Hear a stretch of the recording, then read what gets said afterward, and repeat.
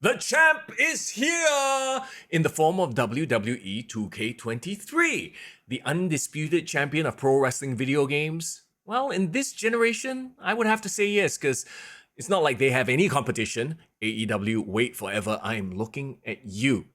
Alright, it's Mr. Young here for Kick to the Gut. Here's a bit of a hot take on the brand new WWE video game that just dropped. I have the PlayStation 5 version, and my gosh, guys, this is the most beautiful looking pro wrestling game I've ever seen. And of course, it has to be, right? It's the latest installment. Yes, I'll grant you that.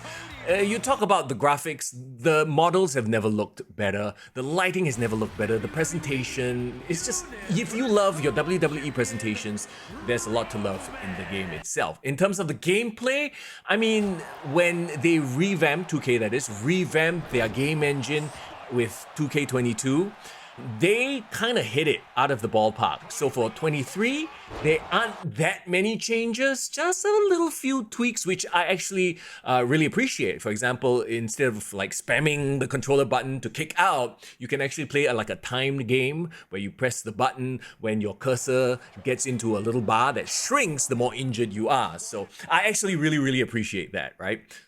Save me some thumb aches. Anyway, talking about the game modes, the new one that comes to the series is War Games! Initially, I was actually a little bit worried that, you know, if you played the Elimination Chamber matches or the multi-man matches in previous games, it would get quite messy, way too chaotic to be fun. I was surprised. When I played War Games, they've definitely tightened up the targeting system. There are awkward moments, but I think that sort of chaos is warranted in a multi-person match like War Games. You know, somebody sneaking in a pin and you know, rushing over. Will you make it? Will you not make it? Adds to the drama of a War Games match, does it not? So, okay, this year's showcase features John Cena, and Cena has been showcased in a WWE video game before. The twist to this year's game, though, is that you play through his legendary matches, but you play as his opponent. So these are all matches he's lost. So a very interesting twist. The thing is, though, this is the sort of game mode, you play it once and you're done. You play it once to unlock everything. And as someone who's watched WWE for so many years, right? It's like, I know these stories, so I find myself skipping. But if you're a huge John Cena fan, yes, you can see him. You'll definitely appreciate this showcase mode. Now, Universe mode is back. It's your sandbox mode where you can set your own rosters, start up your own rivalries. And then there's the My Rise, or the career mode, as it were. There are two different career modes this time around. One for your male superstar, one for your female superstar. A little bit more linear than last year, but I actually like it because it gives you less nonsense to do.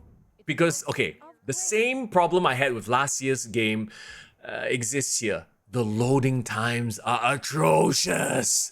You know, almost to a point where I'm like, don't even give me a fully rendered backstage place. Just give me a bunch of menus. I'm actually really okay with that. Yeah, I hate the loading times.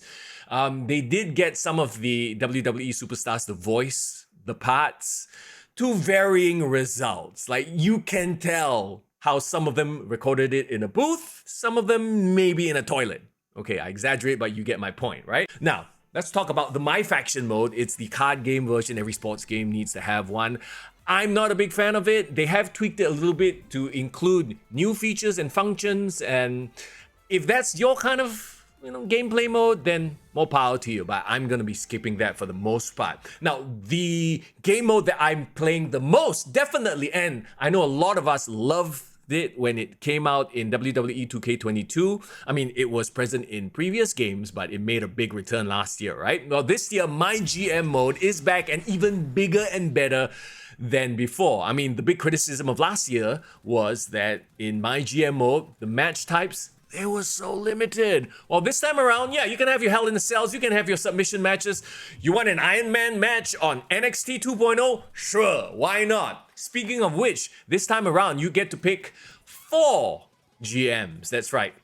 From a pool of GMs, what I mean by that is you can actually have 4 players playing a season mode all at once. So they can be human players, get some couch co-op going, or it could be you versus 3 computer AIs. And yeah, you go through the draft, you have to hire and fire, or excuse me, future endeavor superstars and whatnot. To me, it's definitely the most fun mode and the mode I'll probably spend the most time in. So the big question, of course, is it worth the purchase?